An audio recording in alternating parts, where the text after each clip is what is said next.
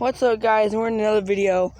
Today I will be showing you how I grew a spearmint cutting from my grandma's house from a cutting. So it's basically a mint cutting that I grew roots from. I just put it directly in the soil and that's all. So as you can see, I'm going to dig it up. This one right here, I believe has roots, I think. So let's dig it up.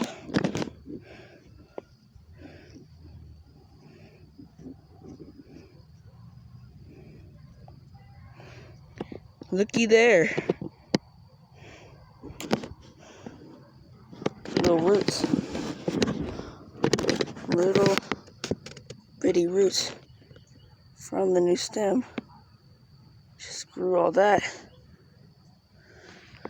Put it back in.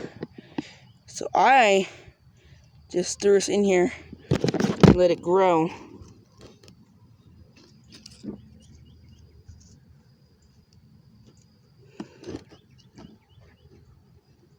And that's all I did. Let's check on this one.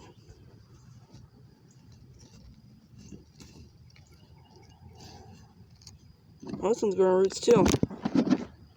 Okay. So I still have 2 mint cuttings. And that was all I did. So I'll tell you the whole process.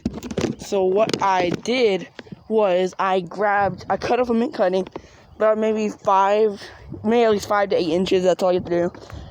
Cut it at a 45-degree angle. You don't really have to. And then just put it in the dirt. And then you'll get a seedling. You don't get a seedling. It'll start to grow roots and it'll grow a new stem next year. So that's how you just grow your own mint plant. So I'll have 2 in this pot. And they're great for putting in your tea and stuff like that.